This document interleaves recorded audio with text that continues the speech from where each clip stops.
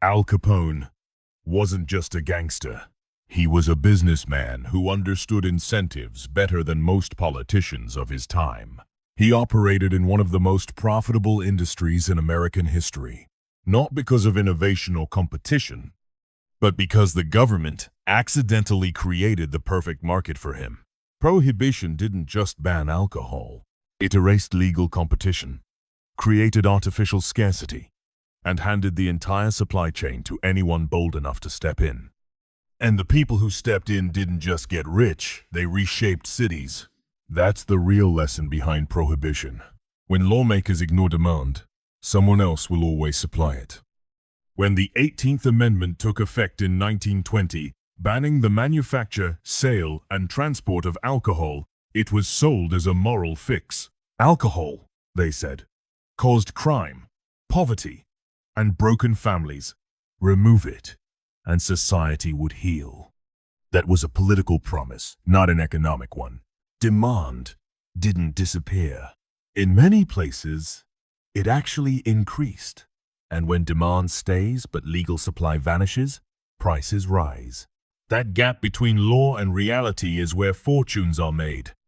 Capone understood that early. Born in 1899 to poor Italian immigrants in Brooklyn, Capone didn't start out powerful. But by his early 20s, he was already embedded in organized crime. Chicago during Prohibition wasn't just another city, it was the epicenter of a black market boom. Alcohol wasn't just a vice anymore. It was the new oil. And Capone wasn't running a sloppy street operation. He built something closer to a corporation.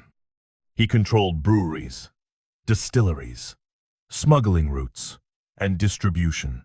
His liquor flowed into hundreds of speakeasies, hidden bars disguised as soda shops, clubs, and back rooms, all paying for reliable supply. At its peak, his organization earned around $100 million a year in 1920s dollars. That's roughly $1.5 billion today. Capone didn't just make money. He understood legitimacy. Bootlegging profits were illegal, so he washed them through restaurants, clubs, and other cash-heavy businesses.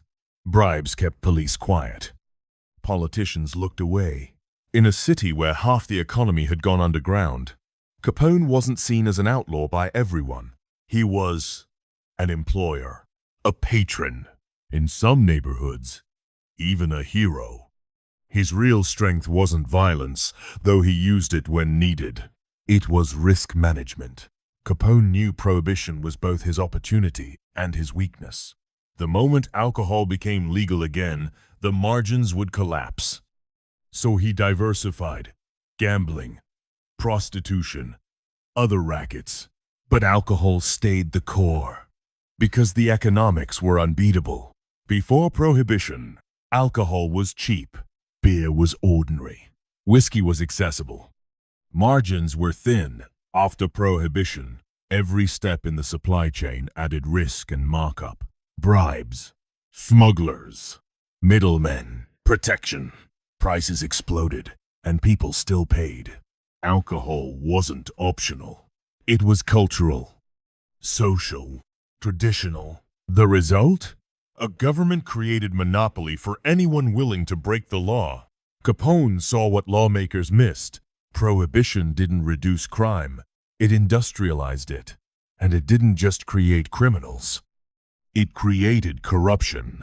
Capone's money flowed into police departments, courtrooms, city halls. Corruption wasn't a side effect, it was how the system ran. By the late 1920s, Chicago politics and organized crime were deeply intertwined. Businesses lived or died based on their ties to Capone's outfit. Violence made headlines like the Street Valentine's Day Massacre.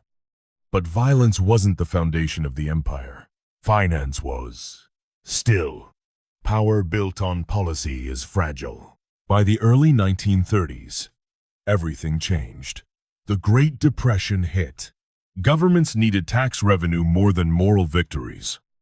Legal alcohol suddenly looked attractive. Capone became a symbol and a target. They couldn't get him for bootlegging. Too insulated, too protected. So they went after taxes. In 1931, Capone was convicted of tax evasion and sentenced to 11 years in prison. No shootout. No rival gang. Paperwork. 2 years later, Prohibition was repealed. The black market empire vanished overnight. Legal breweries returned. Prices normalized. A criminal economy turned into taxable revenue. Here's the real takeaway. Prohibition didn't fail because criminals were too strong. It failed because the economics were stronger than the law. Demand doesn't care about legislation. Supply always adapts, and that pattern didn't end with Capone. Look at cannabis. For decades, it was a massive underground market. Enforcement never killed it, it just redirected profits. Now legalization is shifting that money to corporations and governments. Or look at crypto. For years, it thrived in regulatory gray zones. Early risk takers made enormous gains. Now regulation is closing in. Margins are shrinking, and institutions are taking over. Same mechanics, different product. Anytime governments restrict supply without killing demand, markets don't disappear, they move. Capone's story isn't really about crime. It's about understanding incentives. He spotted a structural gap created by policy and exploited it. That gap exists everywhere, in energy, sanctions, commodities, technology, finance. You don't need to run a criminal empire to learn from that. You just need to understand how law, scarcity, and money interact. Because markets are never neutral. They're shaped by rules. And when those rules change, money moves. History doesn't repeat. But if you don't understand it, it will crush you all the same. If this gave you a new perspective, subscribe. History has the answers. I'll show you where to look.